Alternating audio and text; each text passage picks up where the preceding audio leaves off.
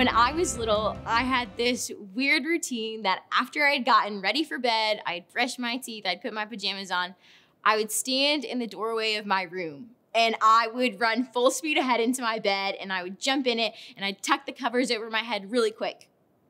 And I did this because I was absolutely terrified that there was like actually a boogeyman under my bed, like waiting to get me, that he was just gonna stick his hand out and pull my ankle and I would get stuck under the bed and like be pulled into like this alternate universe and be kidnapped by him. And I'd gotten this idea because of a TV commercial that I had saw advertising for some movie. I was absolutely terrified of it as a little kid. But now as an adult, I can look back at that memory and think of how silly and funny it was. And I certainly don't jump into my bed quite like that anymore.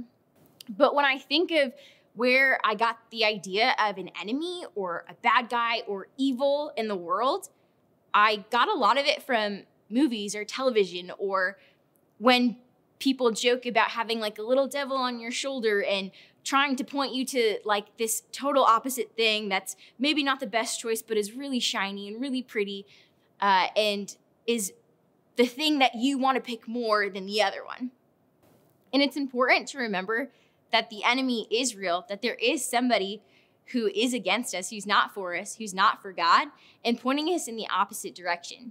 Because it's really easy to take our focus off of God. It's really easy to turn ourselves inward and to look at ourselves and to decide that we want to do what we want to do because it feels good, or because I prefer it, or because maybe it's the easier thing to do. And so this Advent, my encouragement to you, my challenge to you is, how are you going to keep your eyes fixed on God? How are you going to keep your eyes fixed on Jesus? And how are you going to make room for him?